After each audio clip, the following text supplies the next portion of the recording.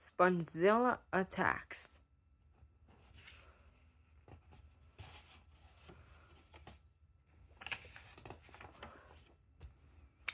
It was a dark and spooky Halloween. SpongeBob and his best friend Patrick were watching a scary movie marathon. SpongeBob didn't want Patrick to know that he was afraid, so he pretended to be brave. "You're not scared, are you, Patrick?" SpongeBob asked. "No way," Patrick replied. "Are you?" "Of course not," SpongeBob said. Later that night, SpongeBob climbed into bed, but he couldn't sleep. His room seemed darker than usual. Eerie shadows crept across the floor. Strange shapes floated in the corners. Even Gary's gentle snore made SpongeBob shiver with fear,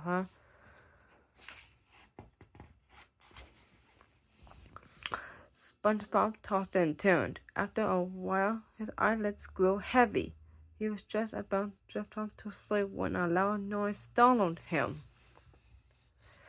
SpongeBob jumped out of bed and ran into the living room to find out what made the noise. He peered through the window and saw something very strange. It was a giant, shiny, black shoe. Then SpongeBob heard a rumbling sound. The roof of his house ripped right off. In its place, a giant yellow monster stared down on SpongeBob. The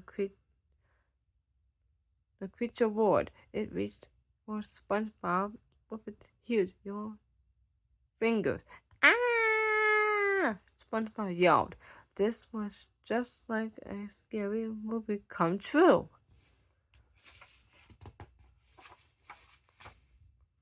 SpongeBob dodged the monster's grasp and hurried out the front door. He ran to Patrick's house. "Help, Patrick!" SpongeBob cried. "It's a monster! Monster? Monster? Where?" Patrick asked nervously. "Outside," SpongeBob answered, pointing. Patrick lifted his butt to take a peek. "Wow, SpongeBob, you're huge! I think you ate a little too much popcorn," said Patrick. "No, Patrick, I'm over here," SpongeBob replied. "Then what's up?" "Ah, the monster!" Patrick screamed as he realized who was who.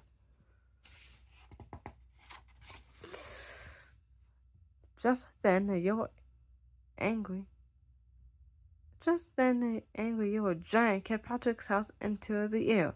SpongeBob and Patrick ran for cover. They hid in the field of kelp as the monster stomped past them, crushing buildings along the way. Have you ever seen anything so scary, Patrick?" SpongeBob cried. "Well, kinda," Patrick replied. "What do you mean, kinda?" asked SpongeBob. The monster reminds me of someone," said Patrick. "Who?" SpongeBob asked. "Well, gee, SpongeBob, he's like a giant, angry you," Patrick answered. "You're right, I knew it looked familiar," SpongeBob said. "It's like a SpongeZilla. How are we going to stop it?" "We should try to make it happy," Patrick suggested. "Maybe then it will stop crushing things." "Good idea, Patrick," SpongeBob replied. Patrick and SpongeBob thought of ways to make SpongeZilla happy. "What makes me happy when I'm upset?" asked SpongeBob. "How about jellyfishing?" Patrick responded. "Right, let's give it my jellyfishing net," SpongeBob said. SpongeBob grabbed his jellyfishing net and the two friends set out in search of SpongeZilla. They found it in the front of Krusty Krab. "Over here," SpongeBob called, waving his arms to get the creature's attention. He held out his jellyfishing net. SpongeZilla bent down to pick up the net, but its hands were too big, and it crushed the tiny net.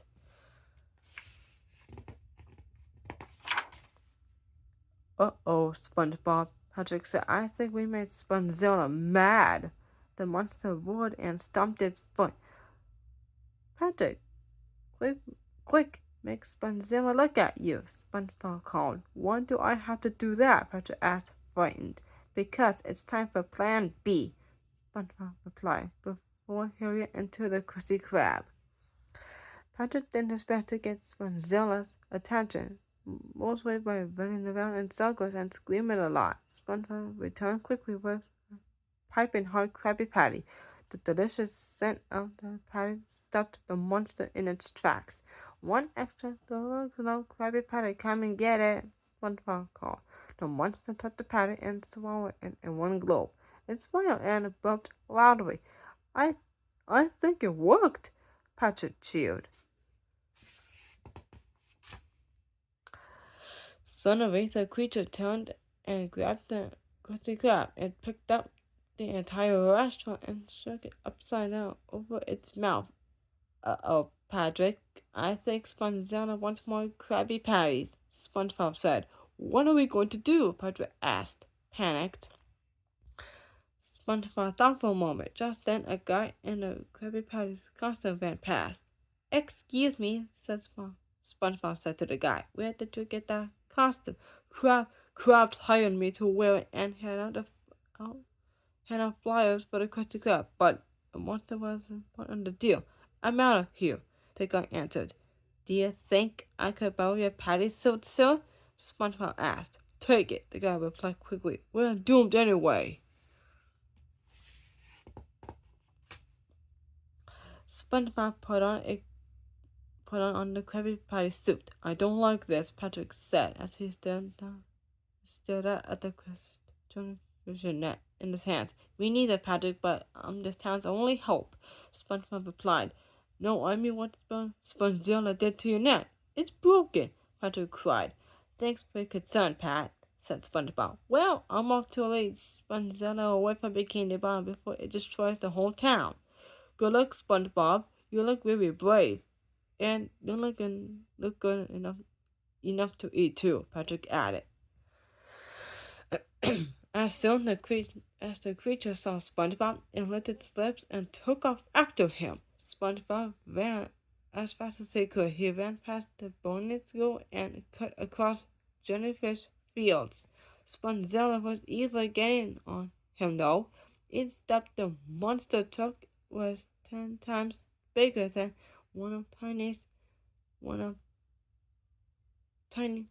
SpongeBob's tiny steps.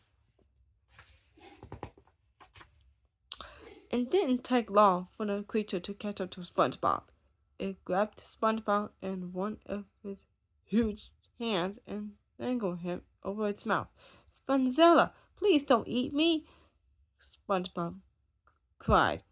But it was too late. The next thing SpongeBob knew, he was falling. No, don't eat me, SpongeBob cried. Don't eat me. Hey, SpongeBob, wake up, called a familiar voice. SpongeBob opened his eyes, expected to see the gaping mouth of a giant yellow monster. Instead, he found himself on the floor of his bedroom, looking up at Patrick. I think you were having a nightmare, Patrick said. I was, SpongeBob explained. I guess those movies did scare me a little after all. Patrick looked sheepish. Yeah, that's why I came by to check on you, he lied. Maybe next Halloween we can dress up and go trick-or-treating instead, Patrick suggested. Agreed, said SpongeBob. In fact, I know the perfect costume.